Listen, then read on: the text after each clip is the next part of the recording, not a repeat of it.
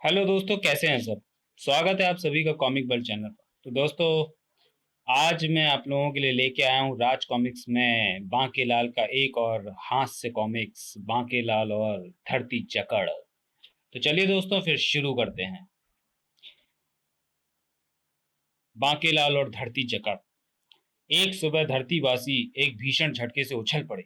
आ, उफ, तड़ाक, ये क्या, उफ, आ, बचाओ, ई, मुझे भी बचाओ रे कोई, मर गया मैं तो। आ, आह! पेड़ से आम तोड़ते तोड़ते मैं खुद आम की तरह पेड़ से लटक गया। कोई है, बचाओ। हाँ, मैं हूं ना, अभी आ रहा हूँ। विशालगढ़ के नागरिकों में भी अफरा तफरी मच गई। मैं गिरा, बचाओ, ये घोड़ा पागल हो गया है।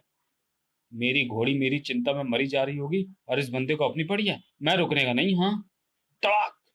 ये तो अपने खानदान का एक भी चूजा नहीं नजर नहीं आ रहा। और ये धरती कैसे हिल रही है। मैं तो भाग लूं यहाँ से। भूचाल आ गया, हाय मर गया। मेरी टांट पर क्या गिरा ये। राजा विक्रम सिंह पलंग से उछलकर सीधे नीचे फर्श पर आ गिरे। तड़ाक! बचाओ। मुझे पलंग से नीचे किसने फेंका। भूत। ये पलंग तो हिल रहा है। पूरे विशालगढ़ का यही हाल है महाराज। जल्दी कक्ष से बाहर निकलिए। जी हाँ महाराज, शायद कोई भयानक भूकंप आने वाला है। तभी पुनः एक भरपूर झटका लगा और ताक! हाय! ओह! महाराज डर के मारे बेहोश हो गए। इन्हें खींच कर बाहर ले चलो जल्दी। इधर बांकेलाल जो नाश्ते का आनंद ले रहा था, जब अचानक बांकेलाल जी बचिए। अरे ये धरती कैसे हिल रही है। धब! ओ! सत्यानाश हो तेरा। तभी, बांकेलाल जी जल्दी चलिए, महाराज बेहोश हो गए हैं। महाराज बेहोश हो गए हैं। जल्दी से 4 आदमी का इंतजाम करो और मुझे वहां ले चलो। उफ! 4 आदमी। गिरता पड़ता बांकेलाल एक अन्य कक्ष में पहुंचा। ओह! महाराज तो सचमुच बेहोश हैं। अरे बांकेलाल जी, आपने ये अपनी क्या हालत बना रखी है। मेरी छोड़िए महामंत्री जी, ये बताइए कि महाराज को क्या हुआ और आपने इन्हें बांध क्यों रखा है। इस भीषण भूकंप में कहीं ये पलंग से नीचे ना गिर पड़े, इसलिए हमने इन्हें बांध दिया है। तभी, महामंत्री जी, एक बुरा समाचार है। राजवैद्य जी भूकंप के झटकों के कारण बेहोश हो गए। ओह! अब क्या होगा। महाराज को कौन होश में लाएगा। इस संकट के समय बांके की खुरापाती खोपड़ी अपना कमाल दिखाए बिना न रह सकी। यही मौका है बेटे बाकीलाल। दबा दे बेहोशी में राजा का टैटुआ। भूकंप समाप्त होते ही राजा के सिंहासन पर केवल तू ही बैठेगा। मन ही मन योजना बनाता बाकीलाल जल्दी से बोला। महाराज को मैं होश में लाऊंगा। तुम सब लोग कक्ष से बाहर चले जाओ। बाकीलाल जी जैसा कहते हैं वैसा ही करो, चलो बाहर। सबके बाहर जाते ही अब तेरा क्या होगा मुच्छड़। बाकीलाल विक्रम सिंह का गला दबाने लगा। राम नाम सत्य है।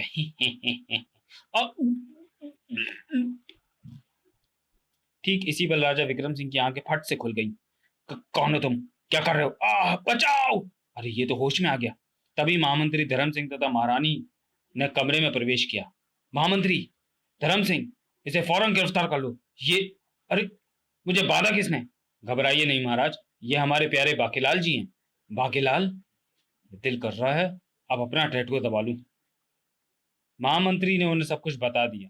तभी भूकंप के झटके पड़ना बंद हो गए। मुझे जल्दी खोलो।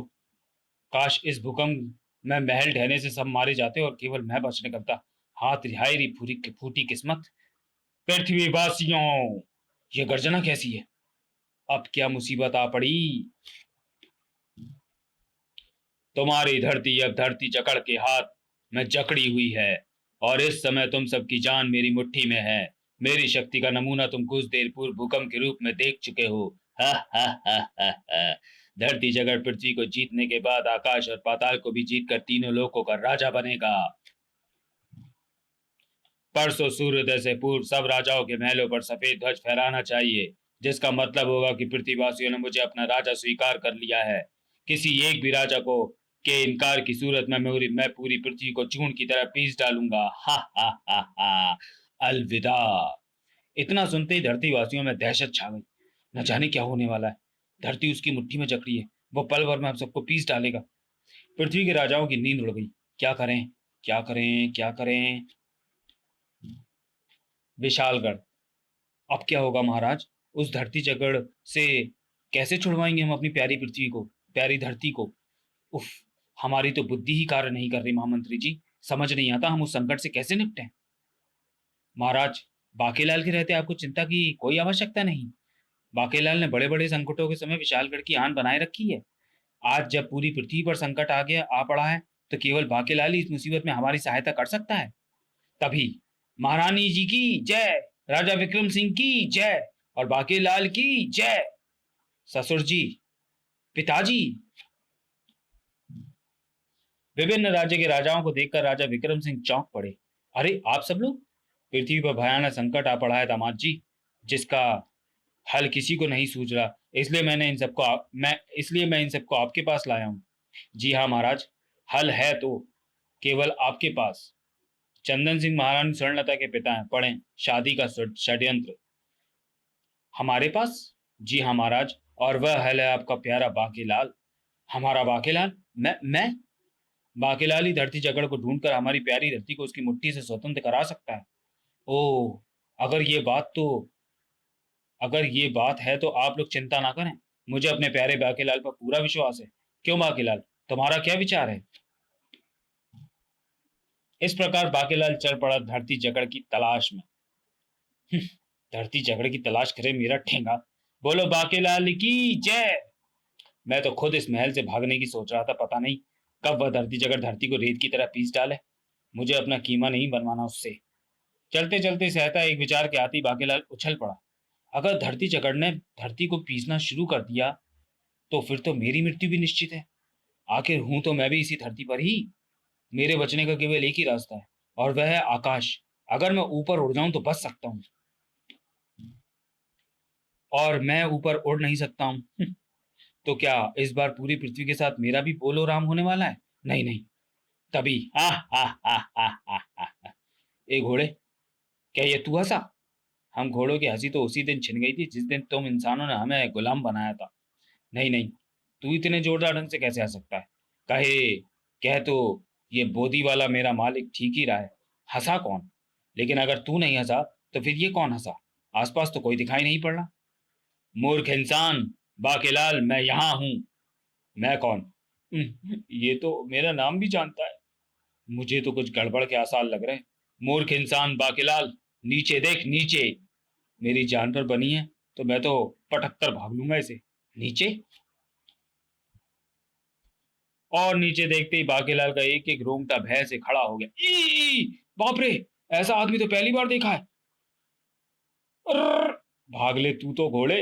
ये बोदी वाला जहां भी जाता है कुछ ना कुछ गड़बड़ होकर ही रहती है। आ मैं तो पहले ही वहां था। मैंने तो पहले ही कहा था कि पटक कर भाग लूंगा। हा हा हा हा हा। हे भोले भंडारी, ये सब क्या हो रहा है रे? ये कटे हुए पाँव किस शैतान के हैं रे? तो धरती वासियों ने तेरे जैसे मच्छर को भेजा है धरती जगड़ से टकराने के लिए। हा हा हा हा हा। धरती जगड़? हाँ, और अब तू मरने के लिए तैयार हो जा रे मूर्ख इंसान बांकेलाल, क्योंकि मैं अपने किसी दुश्मन को जिंदा नहीं छोड़ता। नहीं बेटा बांकेलाल, जान बचानी है तो भाग कर देख लो। भागो! हा हा हा हा हा। बहुत मूर्ख है रे ये बांकेलाल। बांकेलाल तो हवा में प्रकट हुए दोनों हाथों में से एक बांकेलाल की टांगों से चिपक गया। अरे मैं गिरा, आ बचाओ! दूसरे हाथ ने बांके को गिरने से रोका। मूर्ख इंसान बांकेलाल, तुझे ऐसे कैसे गिरने दूंगा? तुझे तो मेरा घूंसा खाकर ही गिरना चाहिए ना। आई, अब खा मेरी ठोकर। आय मर गया। फौर! इस बार बागेलाल ने दूसरे पाव को हवा में जकड़ लिया। मैं वार कहाँ करूं? उफ, इसमें से तो भयंकर बदबू भी आ रही है। चटा! ई! छोड़ मेरा पांव कमबख्त, कुछ ही देर में। हा हा हा हा हा। मूर्ख इंसान बांकेलाल, मैं चाहूं तो इसी वक्त तेरी गर्दन काटकर विशालगढ़ भिजवा दूं। हाय, अगर मैं बच गया तो तेरी बीन जरूर बजाऊंगा रे धरती चकड़। लेकिन मैं इतना मूर्ख नहीं। पृथ्वीवासियों ने अपनी रक्षा के लिए तुझे भेजा है तो तुझ में कुछ ना कुछ तो बात अवश्य ही होगी।